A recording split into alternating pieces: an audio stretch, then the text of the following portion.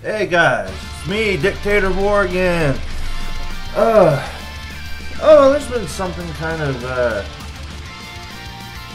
I've been wanting to talk about for a while.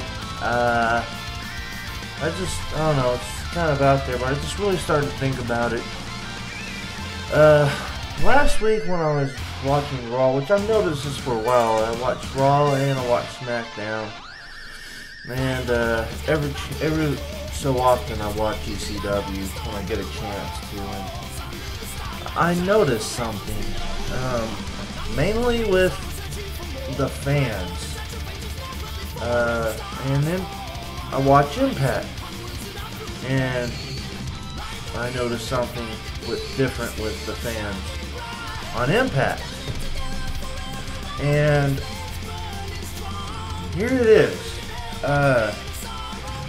And this is no way trying to attack the WWE fans or anything like that, but just a little observation I made.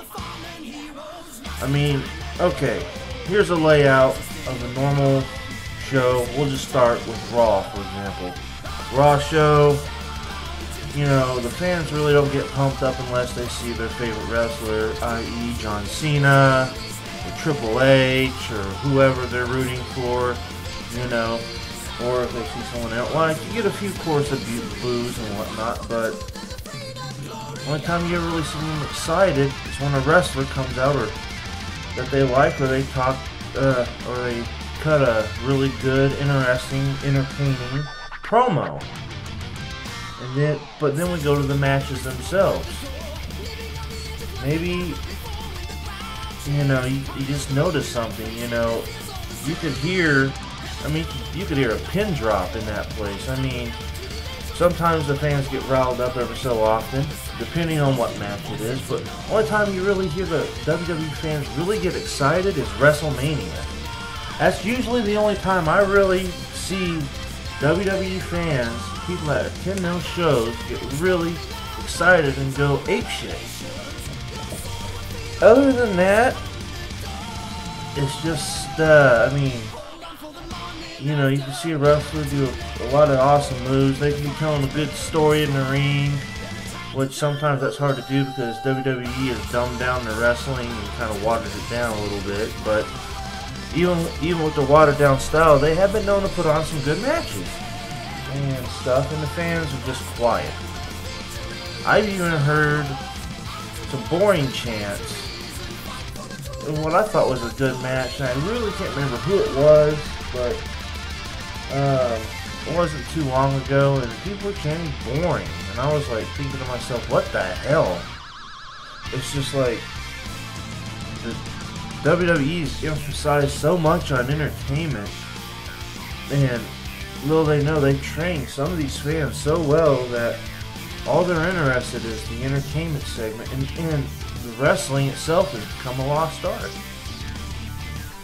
You don't get that in TNA. And some might argue, oh, because they're in an impact zone, and when you're in a closed environment like that, you know, fans are going to, you know what to expect, and, you know, they can be more passionate in a closed environment, yada, yada, yada. I don't know what that has to do with anything, but whatever. But I've actually heard arguments about that with the impact zone. Personally, I believe the time is coming when TNA will move out of the impact zone and go other places as far as impact tapings are concerned. Eventually, hopefully they'll go live in different spots. But right now, you know, impact zone's where that. But I speak from experience because last year I went to Lockdown, and oh my god, I went to Lockdown in St. Louis with my best friend Andy, Ron Buddha 6669, and we go there, and it was awesome. I mean, it was the best wrestling event I've ever went to in my life, and I went to a lot of them. I mean, I went to an Unforgiven pay-per-view for WWE back in 2005, and nothing compared to what I've seen over at Lockdown pay-per-view. It was just, the crowd was passionate. If there was something the crowd didn't like, they chanted it. Needless to say, I know this because during the electric cage match between LAX and Team 3D. Oh yes, I heard the chants.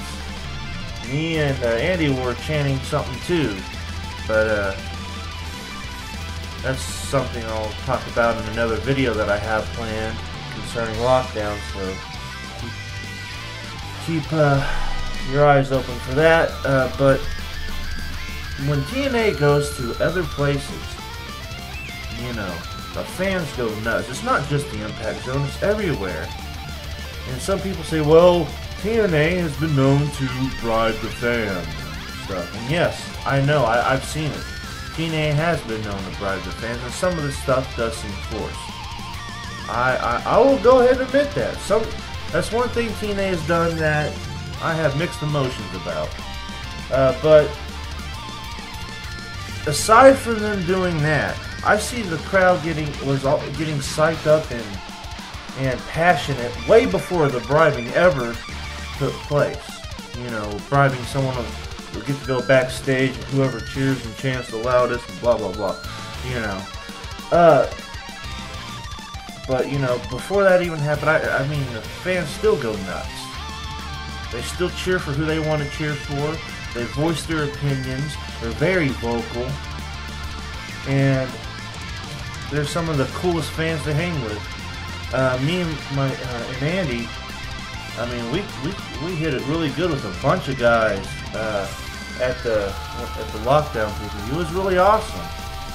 I mean, Bill and Doug was there. We didn't really talk to them because, well, we're too busy being awestruck at the Fan Fest, they're getting our pictures taken with Christian Cage and Chris and Hemi and all that other fun stuff. But I digress. Back to my point. It's just the TNA fans seem more passionate about what's going on than WWE fans. Now I'm going to switch from WWE and TNA to Ring of Honor. Even though I don't know much about Ring of Honor fans too much, except what I see on YouTube videos and whatnot. But as far as a live crowd experience, I've only seen a handful of Ring of Honor matches. Mainly it's from this video right here. It's a birthday present that Andy got me. Ring of Honor World Champion, the Best of Samoa Joe, which, by the way, I'm going to review this in my next video, so stay tuned. I'm halfway through this bad boy, and it's pretty good so far. I'll tell you more about it later. But the whole thing is, with Ring of Honor, I mean, they're a whole different, a different kind of fan anyways. They're a special type of fan, I mean, they almost are reminiscent of Japanese fans, more reserved, and there's a lot more honor and respect, and more, they get really into the match, and I think that's pretty cool, and I like that, and I respect that. I don't know much, but even the fans at Ring of Honor seem more supercharged and more into the wrestling, and you don't get that with the WWE. This kind of a random video. It's just, I don't know, food for thought, something to think about, because something I've noticed, and it just makes you wonder, if WWE needs to really start focusing more on the fans and quit trying to force feed them stuff, because what you're getting is a very bland and boring product, and it shows with the live crowd audience. It just shows, and it's really sad. It really is. But that's all I have to say for now. There's more I plan on talking about. I plan on hashing out a few more videos tonight, and but it might be a little while because I gotta clean up my messy ass apartment. But other than that, guys, it's been cool. Tell me what you think. I'm out of here. Ka-chunk. The dorky peace sign returns.